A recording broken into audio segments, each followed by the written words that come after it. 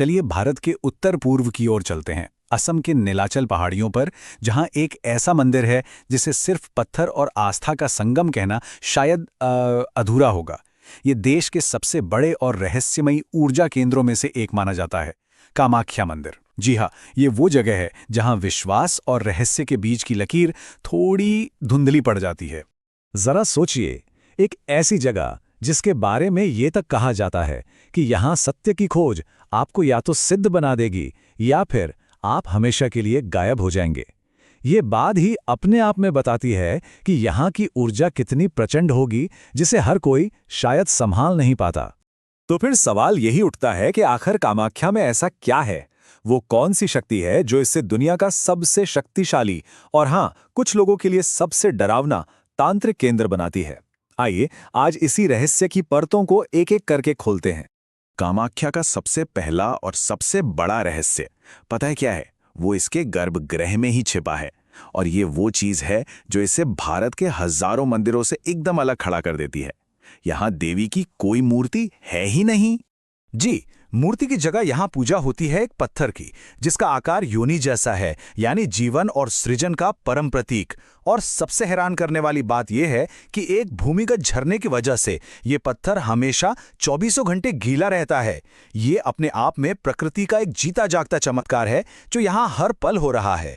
लेकिन सवाल अब भी वही है कि आखिर मूर्ति की जगह योनि की पूजा क्यों? देखिए, इसका जवाब हमें एक बहुत पुरानी पौराणिक कथा में मिलता है। ये कहानी है शक्ति पीठों की। कहानी कुछ यूं है कि जब देवी सती ने आत्मदाह कर लिया तो भगवान शिव उनके शरीर को लेकर इतने गहरे दुख में डूब गए कि वो ब्रह्मांड का विनाश करने पर उतर आए। तब पूरी सृष्टि को बचाने के लिए भगवान विष्णु ने अपने सुदर्शन चक्र से सती के शरीर के 51 टुकड़े कर दिए। और कहते हैं कि उन 51 टुकड़ों में से देवी सती का योनि भाग ठीक इसी नीलाचल पहाड़ी पर गिरा था।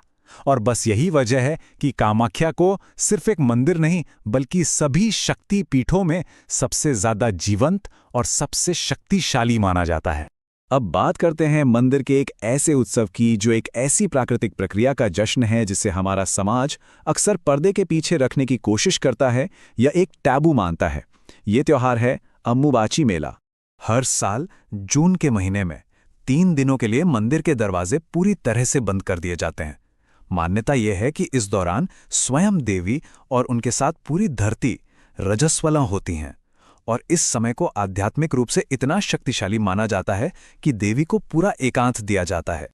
और पता है, यही बात इस उत्सव को एकदम क्रांतिकारी बना देती है। जरा सोचिए, एक तरफ समाज में जहां मासिक धर्म को अक्सर अपवित्रता से जोड़कर देखा जाता है, वहीं दूसरी तरफ कामाख्या में इसे जीवन देने वाली शक्ति के रूप में पूजा जा रहा है। ये मान्यताओं का जमीन आसमान का फर्क है। लेकिन इस उत्सव के साथ एक और भी रहस्यमयी घटना जुड़ी है जो लोगों की आस्था को और भी गहरा कर देती है। कहते हैं कि इन तीनों दिनों में गर्भगृह का वो प्राकृतिक झरना लाल हो जाता है। कुछ लोगों का तो ये भी मानना है कि इसका असर पास में बहने वाली ब्रह्मपुत्र नदी पर भी दिखाई देता है। और फिर 3 दिन बाद जब मंदिर के दरवाजे वापस खुलते हैं तो योनि शिला पर रखा गया सफेद कपड़ा लाल हो चुका होता है। इसी लाल कपड़े को अंग वस्त्र कहते हैं और इसे ही प्रसाद के रूप में भक्तों में बांटा जाता है। मान्यता है कि इसमें देवी की जीवन देने वाली शक्ति समाई हुई है।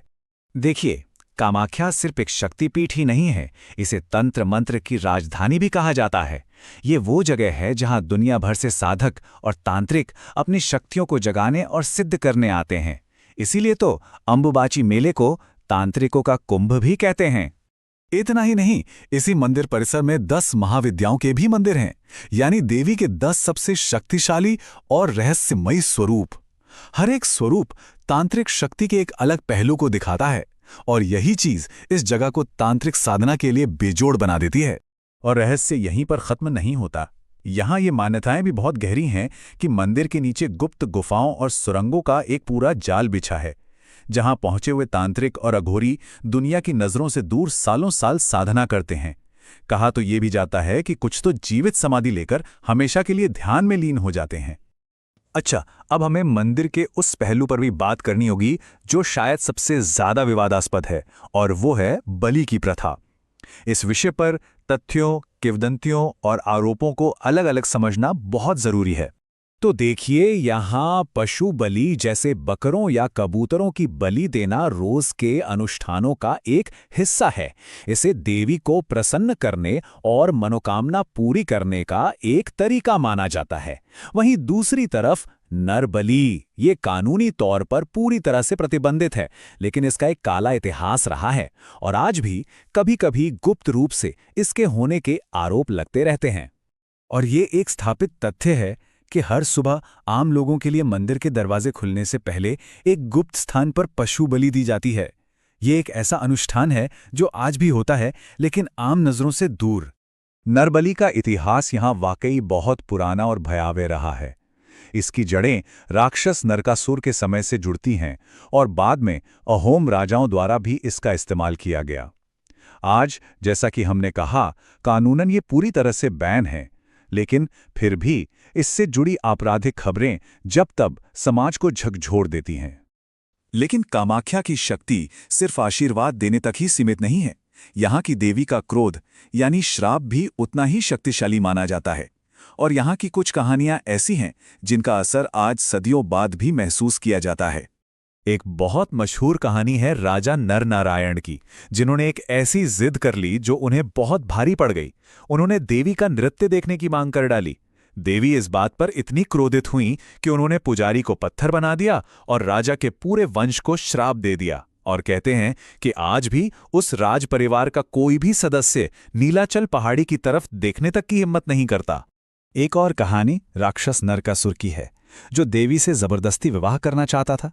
देवी ने बड़ी चतुराई से उसे एक रात में मंदिर तक सीढ़ियां बनाने का असंभव काम दे दिया। जब वो राक्षस लगभग कामयाब होने ही वाला था, तो देवी ने एक मुर्गे से नकली बांग दिलवाकर सुबह होने का भ्रम पैदा कर दिया और राक्षस हार गया।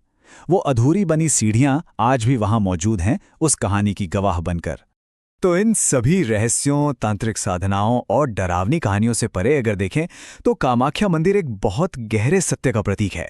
ये हमें याद दिलाता है कि स्त्री शक्ति और प्रकृति के जो चक्र हैं, जिन्हें हम अक्सर समझ नहीं पाते हैं, वो अपवित्र नहीं बल्कि स्वयं जीवन और सृजन का मूल आधार हैं। तो आखिर में सवाल यही बचता है, एक ऐसी दुनिया में जो आज भी स्त्री शक्ति की दिव्यता को पूरी तरह स्वीकार करने में संघर्ष कर रही है, कामाख्या की इन प्राचीन परंपराओं से क्या सीखा जा सकता है? उस आस्था से आखिर क्या सबक मिलता है, जो किसी मूर्ति की नहीं बल्कि सीधे सृजन के मूल स्रोत की ही पूजा करती है?